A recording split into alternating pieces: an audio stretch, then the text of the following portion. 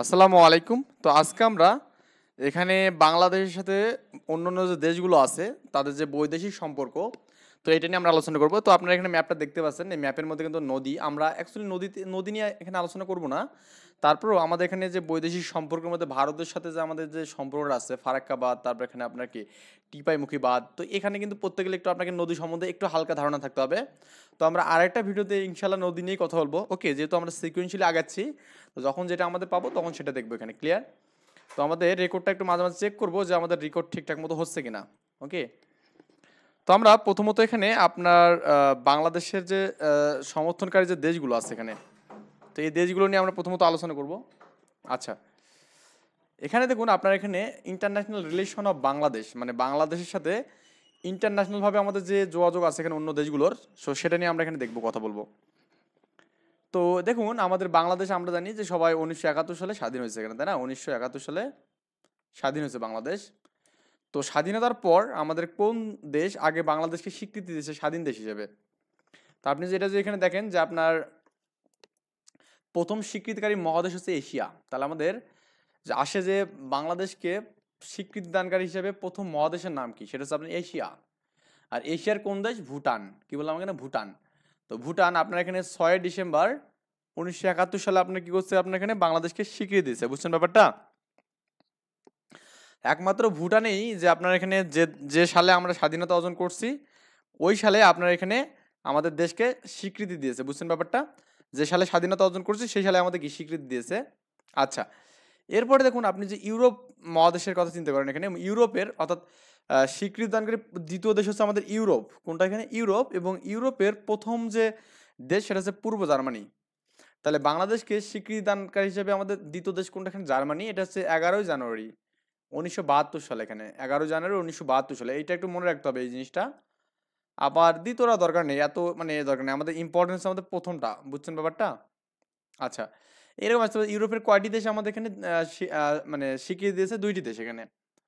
এই আফ্রিকা মহাদেশের আপনার এখানে আহ, দুইটা মানে একটা দেশ এখানে দিয়েছে, সেটা হচ্ছে আপনার কি এখানে সেনেগাল এখানে। ওকে, এটা আপনার 1 ফেব্রুয়ারি 1972 সালে আপনার স্বীকৃতি দিয়েছে। 1 ফেব্রুয়ারি 1972 সালে দিয়েছে।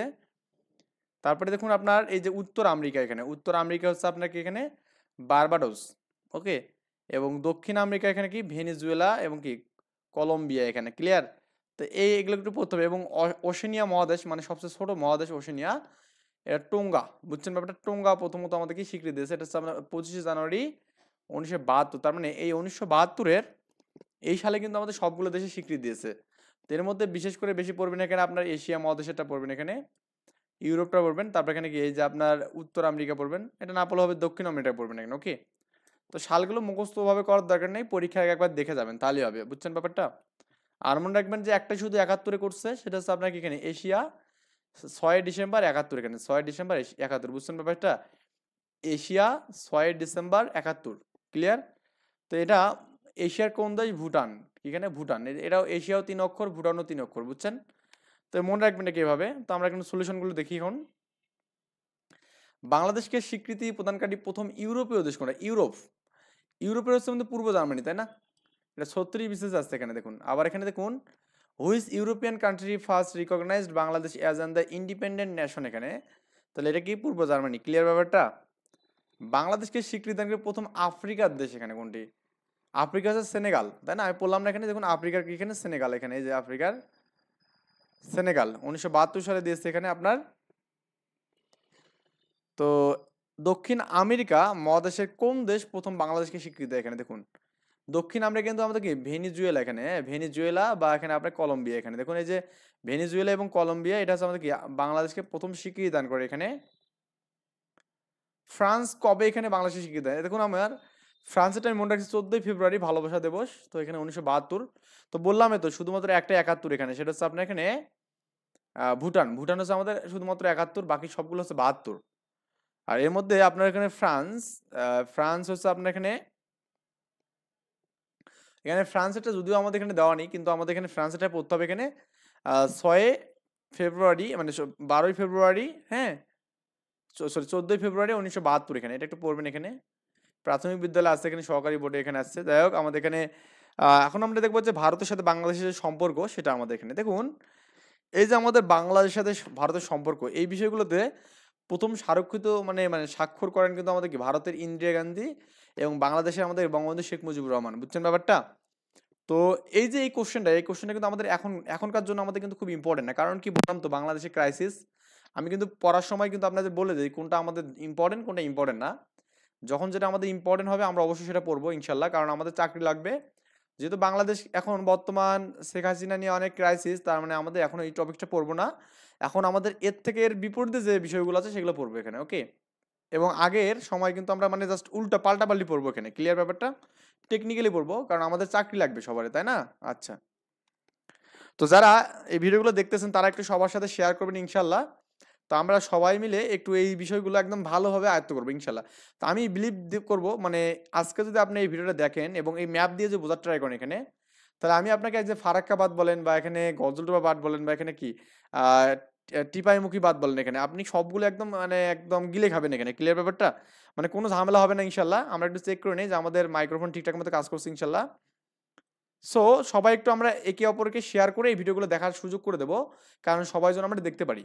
আর যারা চ্যানেলটিতে সাবস্ক্রাইব করেননি বা আমার ফেসবুক পেজ থেকে যারা দেখতেছেন তারা একটু শেয়ার করবেন এবং কি আমাকে ফলো দিয়ে রাখবেন ইনশাল্লাহ।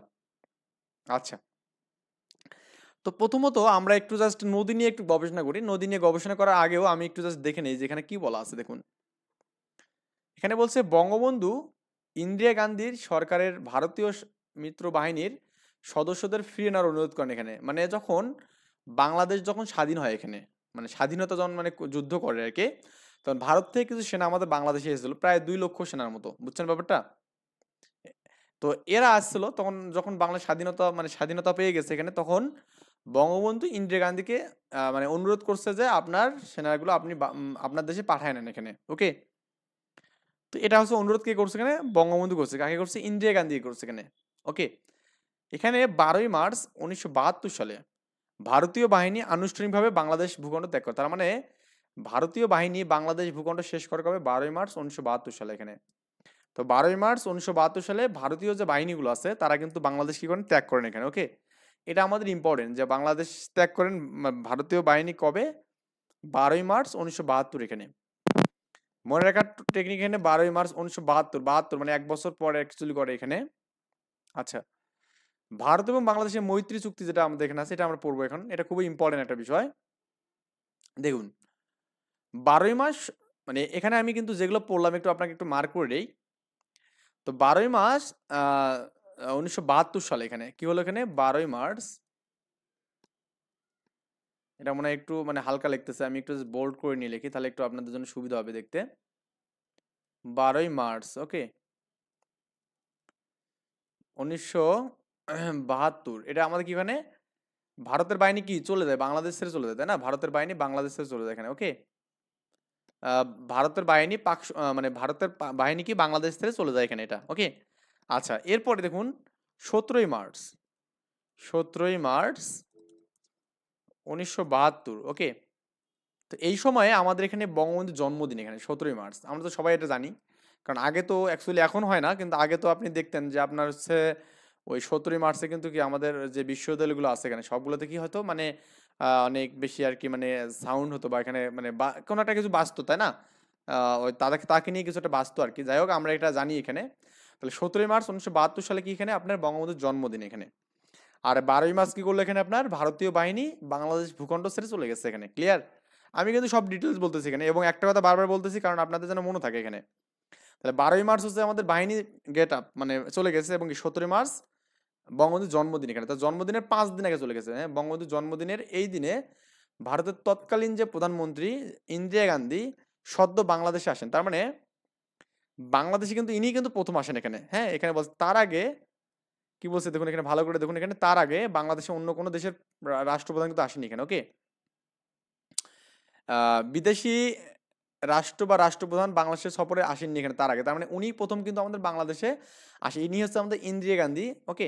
ইনি হচ্ছে আমাদের কি ইন্দিরা গান্ধী। তার মানে ইনি হচ্ছে বাংলাদেশে প্রথম কি করেন এখানে আপনার সরকার হিসেবে আমাদের বাংলাদেশে কি প্রথম আসেন এখানে। এবং 19 মার্চ আপনার এখানে 1972 সালে কি এখানে বাংলাদেশ এবং ভারতের মৈত্রী চুক্তি হয় এখানে।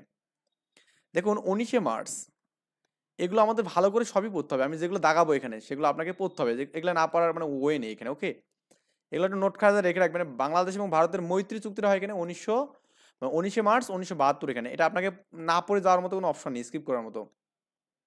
তো আমরা এখানে জাস্ট একটু লিখে নিই, এখানে আপনার 17 মার্চ জন্মদিন, এখানে 17 মার্চ জন্মদিন, জন্মদিন এখানে, হ্যাঁ, জন্তনের মহাবে এখানে জন্মদিন, যদি এখানে আমার লেখাটা মনে মেবি হয়নি এখানে, জন্মদিন এখানে, ক্লিয়ার।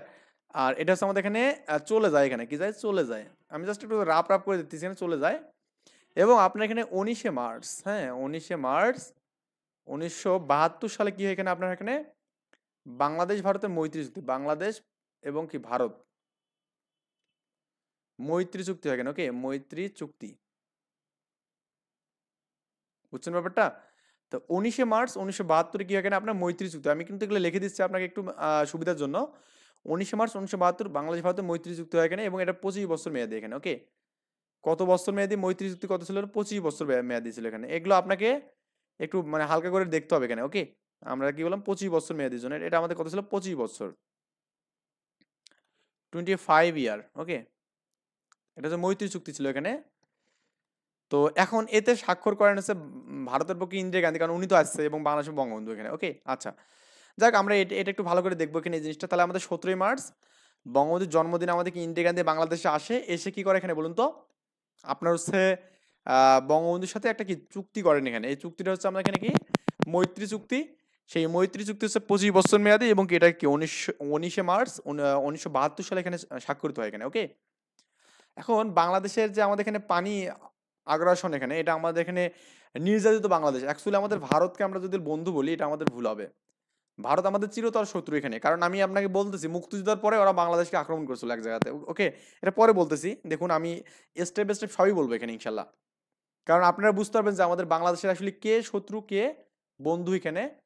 বন্ধু কারা আমি এটা বলতে পারবো না, কারণ মানুষের মনে, কিন্তু শত্রুকে আমি ইঙ্গিত করে বলতে পারবো যে আমাদের ভারত আমাদের পক্ষত মানে মানে প্রত্যক্ষ এবং পরোক্ষভাবে শত্রু এখানে। আমি আপনাকে একটু বার দেখাচ্ছি জিনিসটা, প্রমাণ করে দেখাচ্ছি, আমি নিজে কিছু বলবো না এখানে, আমাদের জাস্ট হিস্টোরি বলবো এখানে, ক্লিয়ার।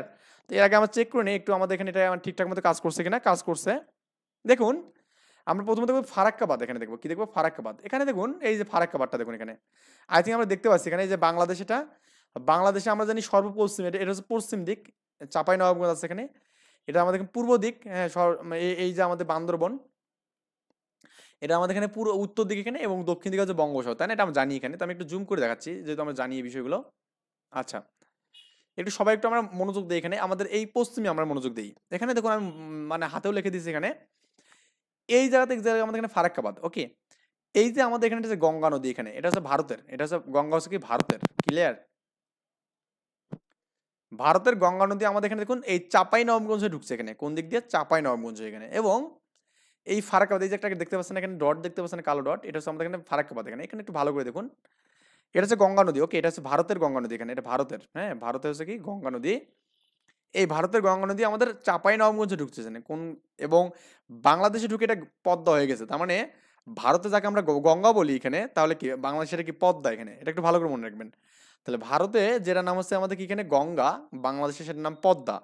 এটা আমাদের কোন দিক দিয়ে ঢুকতেছে, চাঁপাই নবাবগঞ্জে ঢুকতেছে, হ্যাঁ চাঁপাই নবাবগঞ্জ, চাঁপাই হয়ে ঢুকতেছে, চাপাই হয়ে, হ্যাঁ জাস্ট একটু হালকা করে লিখে দিচ্ছি।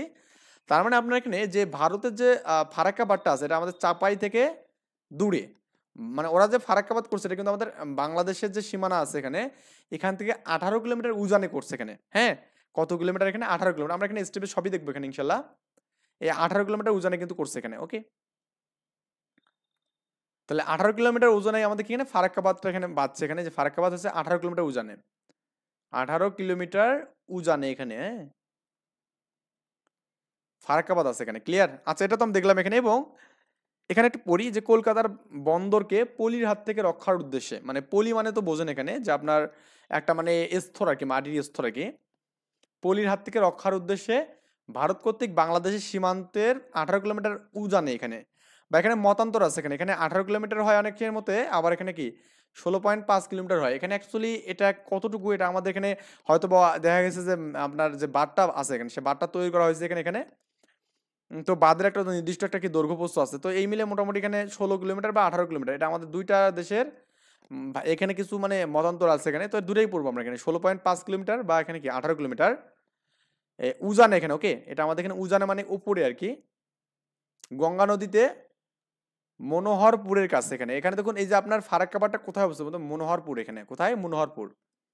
এই ফারাক্কাবাদ হচ্ছে আমাদের মনোহরপুরের কাছে ফারাক্কাবাদ অবস্থিত এখানে। এই যে দেখুন আপনার এই মনোহর, এই যে দিয়েছি এখানে, এই মনোহরপুর দেখুন আমাদের এখানে, এই ফারাক্কাবাদটা আমাদের কি মনোহরপুরের কাছে এখানে, এই যাতে মনোহরপুরে আছে, ওকে। এটা আরো আপনি যেখানে ক্লিয়ার ভাবে দেখতেন আরো বোঝা যেত আর কি, মানে যদি আপনি গুগল ম্যাপে দেখেন আর কি। তাহলে আমরা ফারাক্কাবাদ দেখলাম, এখানে কি চাপাই নবাবগঞ্জ ঢুকতেছে এখানে, এবং বাংলাদেশের সীমানা তো লাস্ট সীমানা চাপাই নবাবগঞ্জের, ওকে, শিবগঞ্জ। তো এখানে এখান থেকে আপনার এখানে যে 18 কিলোমিটার উজানে কিন্তু আমাদের এখানে এই যে মনোহরপুর নামক স্থানে কিন্তু আমাদের কিন্তু কি এই যে মানে ফারাক্কাবাদে কিন্তু অবস্থিত, এবং এটা হচ্ছে গঙ্গার পাদে কিন্তু। ও আচ্ছা, এই ফারাক্কাবাদের আমাদের এখানে অ্যাকচুয়ালি কাজ শুরু হয়েছে কি 1961 সালে কাজ শুরু হয়, এবং আমাদের কি 75 সালে শেষ হয় এখানে। তার মানে ফারাক্কাবাদের কাজ চলে 14 বছর এখানে। কত বছর মনে রাখতে হবে এখানে, ফারাক্কাবাদ কাজ করে কত বছর এখানে, 14 বছর। 1961 সালে শুরু হয় এখানে, এবং 75-এ গিয়ে আমাদের কাজটা কিন্তু শেষ হয় কিন্তু এখানে। তো এইটাও আমাদের ইম্পর্টেন্ট জানার মতো বিষয় এখানে। তাহলে 75-এ আমাদের শেষ হয়, এবং কি আমাদের 71-এ কি হয় এখানে, মানে 61-তে শুরু হয় এখানে। তাহলে মোট মাঠ আমাদের কি 14 বছর কাজ করছে এখানে। কত বছর, 14 বছর এখানে, 14 বছর। আমি জাস্ট ফারাক্কা লিখে দিই এখানে একটু হালকা, ফারাক্কা, আমি তো এটা এগুলো সবই বলে দেবো ইনশাল্লাহ। ফারাক্কা কাকা, হ্যাঁ ফারাক্কা। তো ফারাক্কা হচ্ছে আমাদের স্টার্ট, কাজ স্টার্ট হয় এখানে আপনার কত এখানে বলুন তো, এখানে 1961-তে স্টার্ট হয়, ওকে, এবং 14 বছর কাজ করে। এন্ডিং হয় এখানে ইএনডি, এখানে এন্ডিং হয় এখানে আপনার এখানে যে 1975 সালে এন্ডিং হয় এখানে, ওকে। 14 বছর কাজ হয়, কত বছর, 14 বছর। ক্লিয়ার ব্যাপারটা। তা ফারাক্কাবাদ আমাদের থেকে বললাম এখানে যে আপনার ফারাক্কাবাদ কোথায়, চাপাই নবাবগঞ্জে, হ্যাঁ চাপাই চাপাই চাপাই, এটা দিয়ে আমাদের কি গঙ্গা ঢুকছে এখানে, হ্যাঁ গঙ্গা, গঙ্গা ও, ভারতের লোকেরা গঙ্গার পানিকে বিশুদ্ধ মনে করে এখানে, যদিও আমাদের বাংলাদেশে যে গঙ্গা আছে বা পদ্মা আছে, পদ্মার নদী অনেক দূষিত। তো দূষিতগুলোকে ওরা মানে দূষণ, এবং গঙ্গার পানিতে গোসল করলে তারা নাকি মানে পবিত্র হয় আর কি। যাই হোক, ওটা মানে তাদের বিষয় আর কি, বুঝছেন ব্যাপারটা। বাংলাদেশে কিন্তু মানে পদ্মা কিন্তু অত বেশি পরিষ্কার না, তাই না? কিন্তু ভারতে কিন্তু এই গঙ্গাকে কি তারা এখানে পবিত্র মনে করে এখানে, ক্লিয়ার? আচ্ছা, তো এখানে এই আপনার চাপাই হয়ে কি গঙ্গা নদীতে ঢুকলো, এবং এই যে বাংলাদেশ সীমানের 18 কিলোমিটার উজানে এখানে, কত কিলোমিটার, 18 কিলোমিটার উজানে, মতন্ত 16.5 কিলোমিটার এখানে, ওকে, 16.5 কিলোমিটার এত উজানে আমাদের কি এখানে আপনার ফারাক্কাবাদ এখানে তৈরি হয়েছে। যেটা আপনার এখানে কোন জায়গাটা এখানে বলছে, এখানে দেখুন আপনার এখানে আহ মনোহরপুর এখানে, ওকে। এটা তো বললাম এখানে এই বিষয়গুলো, এখানে এতটুকু ফারাক্কাবাদ। আমাদের আরো কিছু বিষয় আছে এখানে, দেখুন 1975 সালে গোড়ার দিকে বাংলাদেশ এবং ভারতের মধ্যে একটি অন্তর্বর্তীকালী চুক্তি স্বাক্ষরিত হয়, যাতে ভারতের মানে 10 দিনের জন্য তারা করছে কি যে আপনার ফারাক্কাবাদ চালু করবে এখানে, হ্যাঁ কি করবেন, চালু করবে পরীক্ষামূলক এখানে। 1975 সালে যে গোড়ার দিকে বাংলাদেশ এবং ভারতের যে সীমান্তবর্তী একটা যে চুক্তি হয় এখানে, এই চুক্তিতে ভারতকে 10 দিনের জন্য বাঁধের সংযোগ খালগুলো পরীক্ষামূলক চালু করার জন্য অনুমতি দেওয়া হয় এখানে, ওকে। এবং নির্ধারিত সময় পরেও এই দেখুন তারা কত বাটপার এখানে, নির্ধারিত সময় পরেও তারা ভারতের একতরফাভাবে কি গঙ্গার পানির পরিবর্তন করছে এখানে, দেখুন। তার মানে এখানে আপনার যে অ্যাকচুয়ালি আপনার এখানে ফারাক্কাবাদের যে চুক্তিটা আছে এখানে, এই চুক্তি কিন্তু তারা কিন্তু মানলো না এখানে, ওকে। তার 10 দিনের জায়গাতে কি অনেক বেশি কি করছে এখানে আপনার এটাকে কি ইউজ করছে এখানে, ওকে। আচ্ছা, ফারাক্কাবাদের অসুবিধা কি একটু বলি আপনাকে। ফারাক্কাবাদের বাঁধ খুলে দিলে দেখুন ওরা পলিগুলোকে জমা করতেছে এখানে, ওকে। এবং আমাদের বাংলাদেশে যে আমাদের মানে খরা মৌসুম যখন, তখন আমাদের যখন পানি লাগবে, তখন তারা করে কি ফারাক্কাবাদের বাঁধটা এখানে বন্ধ করে রাখে, যাতে করে আমাদের বাংলাদেশ শুকায় যায়। এবং যে এখন যে বর্ষার সময় চলতেছে না, তারা ফারাক্কাবাদের বাঁধ আস্তে আস্তে খুলে দেবে, বুঝছেন ব্যাপারটা। তাদের ধর্ম হচ্ছে এটা, মানে বাংলাদেশে তারা আসলে কখনো ভালো চায় না এখানে। দেখুন আমাদের এখানে এরপর দেখুন এই 16ই মে, হ্যাঁ এটা আমাদের ইম্পর্টেন্ট, 16ই মে 1976 মৌলানা আব্দুল হামিদ ভাসানী এখানে, উনি ওনার নেতৃত্বে আমাদের কি এখানে ঐতিহাসিক আমাদের লং মার্চ অনুষ্ঠান হয় এখানে, ওকে। লং মার্চ অনুষ্ঠিত হয় এখানে। তার মানে এই লং মার্চ অনুষ্ঠিত কার এতে এখানে মানে আপনার এখানে ভাসানী এতে এখানে আপনি সহজভাবে বলবেন এখানে যে মৌলানা ভাসানী এখানে, মৌলানা ভাসানী ইউনিভার্সিটি আছে না টাঙ্গাইলে, তো ওনার নাম অনুসারে কিন্তু নামকরণ হয়েছে এখানে। তো এই মৌলানা ভাসানীর নেতৃত্বে ফারাক্কা বাঁধের যে অভিমুখে ঐতিহাসিক লং মার্চ অনুষ্ঠিত হয় এখানে, ওকে। এবং গঙ্গার পানি বন্টন নিয়ে দুই দেশের মধ্যে পরবর্তীতে আরো 2টা চুক্তি হয়। দেখুন এখানে চুক্তি মোটামুটি 1টা 2টা 3টা 4টা এখানে হচ্ছে, বুঝছেন ব্যাপারটা। এখানে যদি আমরা কোনো আগের সালের কোশ্চেন থেকে স্কিপ করবো এখানে। তো 2টি সমঝোতা এবং স্মারকলিপি হয় এখানে, যাই হোক এগুলো আমরা পড়বো এখানে।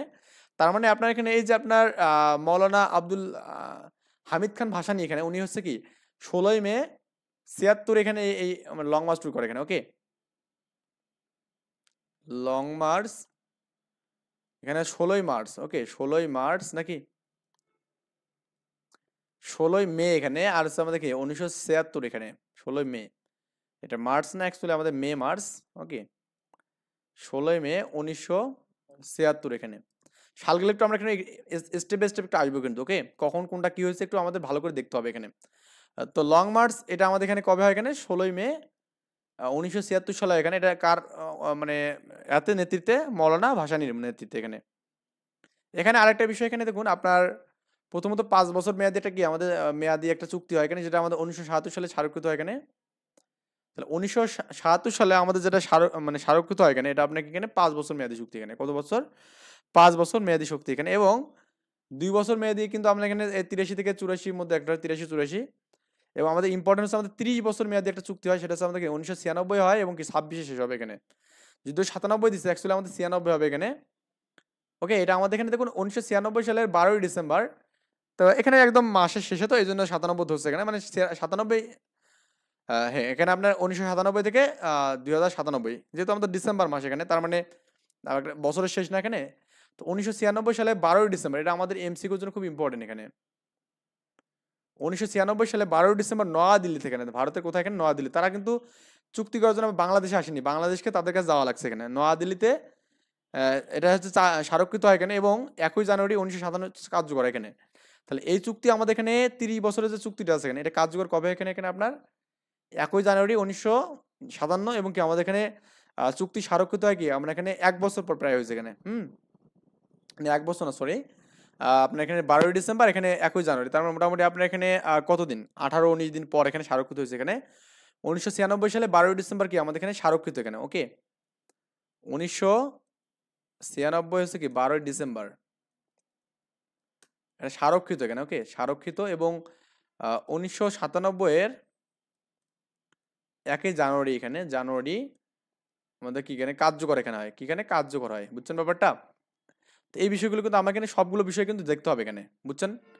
আচ্ছা, এরপরে আমরা যেটা দেখবো এখানে দেখুন, ফারাক্কাবাদ চালুর করার পর গঙ্গা নির্ভর অঞ্চলের গর্ভস্থ জল শুকিয়ে যায় আসছে এখানে। ওকে, তারা যখন মানে ফারাক্কাবাদ রাখছে, মানে একটা নদীতে বাদ দিয়েছে, তার মানে ওই নদীর পানি আমাদের বাংলাদেশে আসতে পারছে না। কিন্তু আমাদের তো ওই নদীর ওপর কি অনেক মানে চাষাবাদ জমি কিন্তু নির্ভর করে, তাই না? তো যখন আমাদের পানি আসতে পারছে, তখন আমাদের কি আমাদের যে এই গঙ্গার যে আমাদের আশপাশে যে জমিগুলো আছে আমাদের বাংলাদেশে, অর্থাৎ আমাদের এখানে গঙ্গা তো না, আমাদের কি এখানে আমাদের পদ্মা, এই পদ্মার আশপাশে যে আমাদের মানে জমিগুলো আছে, এগুলো কি পানির সংকটে কি শুকিয়ে যাচ্ছে এখানে। এবং গঙ্গার প্রবাহ হ্রাসের ফলে অত্যাধিক পলিমারতার সৃষ্টি হয়েছে, যাতে নদীর বুকে ভরাট করে নদী খালবিলগুলোর মানে কি পরিবহন ক্ষমতা কমিয়ে দিয়েছে এখানে। বুঝছেন? মানে নর্মালি এখানে দেখুন আপনার নদীগুলো যখন ভরাট হয়ে যায়, তখন কিন্তু আপনার কি হয় বলুন তো, এখানে এই নদীগুলোতে যে পানির যে স্রোতটা বহমান থাকবে এখানে, যে সাগরে যে যাবে যেটা, এটা কিন্তু তখন বহাল থাকে না। এর ফলে বাংলাদেশে কিন্তু বন্যা হয়। বুঝছেন ব্যাপারটা? মানে ধরুন নদী একটা ভরাট হয়ে গেছে এখানে, হ্যাঁ, নদী মনে করুন এখানে এরকম নদী, তো নদীটা মনে করুন ভরাট হয়ে গেছে এখানে, কি গেছে ভরাট হচ্ছে এখানে ধীরে ধীরে। তখন কি আমাদের এই নদীর যে স্রোতটা থাকবে এখানে, কি একই থাকবে নাকি কমে যাবে? কমে যাবে, মাস্ট বি এখানে।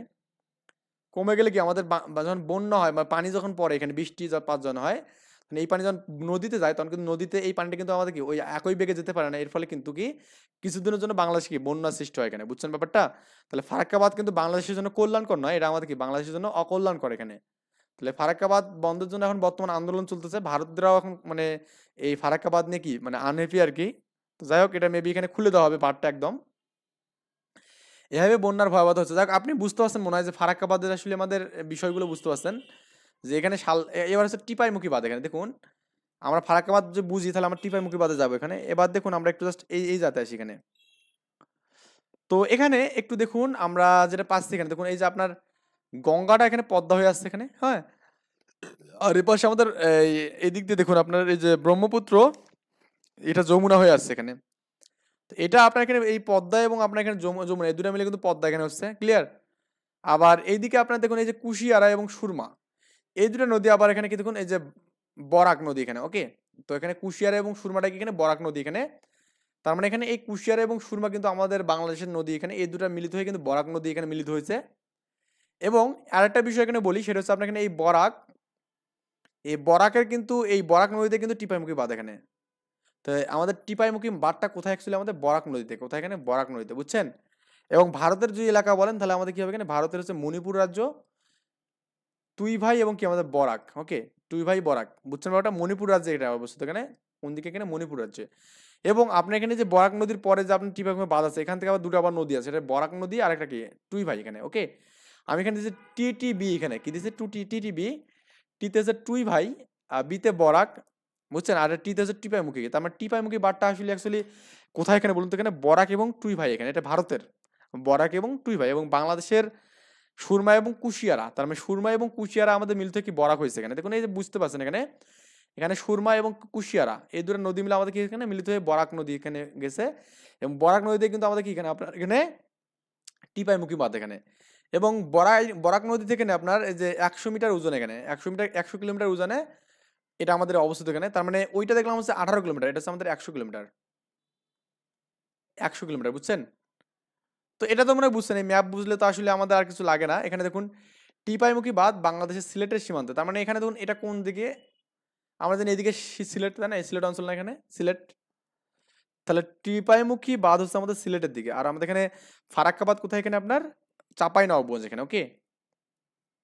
তো বাংলাদেশের সিলেট দিকে আমাদের এখানে টিপাইমুখী বাঁধ অবস্থিত এখানে। আর 100 কিলোমিটার উজানে ভারতের মণিপুর ত্রিপুরা রাজ্যে বরাক নদীর ওপর এখানে অবস্থিত। তার মানে এই টিপাইমুখী বাঁধ হচ্ছে কি বরাক, আমি বললাম না টিপিবি, টি টিবি এখানে টিপাইমুখী বাঁধ এখানে কি তুই ভাই, আর এখানে কি আপনার এখানে কি আপনার হচ্ছে এই বরাক নদী এখানে, ক্লিয়ার। আচ্ছা, টিপাইমুখ গ্রাম বরাক এবং টুইভাই নদীর মিলনস্থান। তার মানে এখানে টিপাইমুখী যে আমাদের বাঁধটা আছে, এটা আমাদের এখানে বরাক এবং টুইভাই এই দুটোর আমাদের মিলনস্থান। আমরা এটা আগেও বলছি, এখনো বলতেছি, জাস্ট আপনাদের ভালো করে বোঝানোর জন্য বলতেছি অ্যাকচুয়ালি ভাই, একটু ভালো করে বুঝবেন এখানে যে আপনার এখানে যে টুইভাই এবং বরাকের মিলনস্থান হচ্ছে আমাদের টিপাইমুখী বাঁধ, বুঝছেন ব্যাপারটা। আচ্ছা, মিলনস্থানে এখানে কি বলা আছে দেখুন, আমাদের এখানে 500 মিটার ভাটিতে বরাক নদীর বাঁধ নির্মাণ করে জলবিদ্যুৎ উৎপাদন করা। এখানে তারা 500 মিটার ভাটিতে মানে আহ, এখানে বলছে, এখানে দেখুন অভিন্ন নদী উজানে এই বাঁধ ভাটির বাংলাদেশের পরিবেশের অর্থনৈতিক মারাত্মক মানে এই ব্যাপারগুলো মানে পড়ার মতো দরকার নেই কিছু। অভিন্ন বা একই নদীর উজানে, মানে এই যে বরাক নদীর উজানে উজানে, ওকে, এই বাঁধ ভাটির বাংলাদেশের পরিবেশ আর অর্থনীতির মারাত্মক কি করছে, মানে ক্ষতিকারক প্রভাব পড়ছে এখানে, ওকে। এবং এটা আমাদের এই পরিবেশ যারা এখানে মানে নিয়ে গবেষণা করে তারাই বলছে এখানে। তার মানে টিপাইমুখী বাঁধ হচ্ছে আমাদের এখানে কত মিটার উজানে, এখানে 100 মিটার উজানে, এটা হচ্ছে ভারতের মণিপুর রাজ্যে, ওকে। এবং বরাক নদীর উপরে, কোন নদীর উপরে, বরাক নদীর উপরে। এবং এই বরাক নদী হচ্ছে আমাদের কি বলুন এখানে আপনার এই যে কুশিয়ারা এবং সুরমা নদীর হচ্ছে মিলনস্থান। তাহলে কুশিয়ারা এবং হচ্ছে সুরমা নদীর মিলনস্থান কি এখানে বরাক নদী। এবং ভারতে আমাদের কিন্তু এটা কি টুই ভাই এবং কি বরাক, টুই ভাই এবং কি বরাক, ক্লিয়ার। এবং আমাদের এটা মণিপুর রাজ্যে অবস্থিত, কোথায়, মণিপুর রাজ্যে। এই যে আমাদের হয়ে গেল টিপাইমুখী বাঁধ। আর কি আছে এখানে, গজলডোবা বাঁধ, এখানে দেখুন গজলডোবা বাঁধ। এখানে দেখুন এই যে গজলডোবা বাঁধটা একটু আমরা দেখে নেই, এটা আমাদের এখানে পঞ্চগড়ে, ক্লিয়ার। এই যে দেখুন এখানে এই যে আমরা তিস্তা দেখছেন না, তিস্তা, তাহলে আমাদের এই গজলডোবা তিস্তার উজানে এখানে গজলডোবা বাঁধ, ওকে। তিস্তার উজানে এসে এটা আমাদের পঞ্চগড় অ্যাকচুয়ালি, পঞ্চগড় এখানে, হ্যাঁ পঞ্চগড়ে আমাদের এখানে, পঞ্চগড়ের একটা নাম আছে এখানে, পঞ্চগড়ের হচ্ছে আপনার এখানে ফুলবাড়ি। তাহলে পঞ্চগড়ের ফুলবাড়ি হচ্ছে আমাদের কি টিপাই মানে গজলডোবা বাঁধ, ওকে। আচ্ছা, তাহলে এখানে আপনার গেল, এখানে দেখুন এই যে এখানে বলা আছে 1998 সালে খ্রিস্টাব্দে তিস্তা নদীর ভারতীয় অংশে এই বাঁধ নির্মাণ করে। এবং বাংলাদেশের তিস্তা ব্যারেজ 60 কিলোমিটারের উজানে অবস্থিত এখানে, তার মানে 60 কিলোমিটার উজানে। তো তিস্তা ব্যারেজের 60 কিলোমিটার উজানে কিন্তু তাদের এই বাঁধটা এখানে, ওকে। আমাদের বাংলাদেশের যে তিস্তা ব্যারেজ আছে এখানে, এই তিস্তা ব্যারেজের 60 কিলোমিটার উজানে কিন্তু কি আপনার এখানে এই বাঁধটা এখানে গজলডোবা বাঁধ এখানে। তার মানে আমাদের এখানে তিস্তা নদীতে কিন্তু তিস্তা, আমাদের এখানে তিস্তা ব্যারেজ আছে এখানে, এই জাত আছে মনে হয়। আর আপনার এর উজানে কিন্তু আমাদের এখানে এটা কিন্তু অবস্থিত, ক্লিয়ার। কত কিলোমিটার, 60 কিলোমিটার, হ্যাঁ। আচ্ছা, তো এই বিষয়গুলো আমরা হচ্ছে স্থলের চুক্তি, এখানে এটা আমরা জানি মোটামুটি সবাই। 16 মে 1974 সালে ভারতীয় রাজধানী দিল্লিতে, কোথায়, দিল্লিতে, এটা আমাদের লাগবে যে কত সালে, 16 মে 1974 সালে এখানে ভারত এবং বাংলাদেশের স্থলের চুক্তি স্বাক্ষরিত হয়। এবং ভারতের পক্ষে ইন্ডিয়া এবং বাংলাদেশের বঙ্গবন্ধু, বুঝছেন ব্যাপারটা, ওই সময় তো বঙ্গবন্ধু বেশি ছিল আর কি। তো এগুলো আমরা মোটামুটি পড়ছি সবই, যে আপনার এখানে স্থলজ যে চুক্তিটা এখানে হয় সেটা আপনার এখানে কোথায়, 16 মে 1974 এখানে, ওকে। এখন আছে স্থলজ, 16 মে, হ্যাঁ 1974 এখানে এটা আমাদের এখানে বঙ্গবন্ধু কি আমাদের ইন্দিরা গান্ধীর মধ্যে কিন্তু এই কাজটা ঘটে এখানে।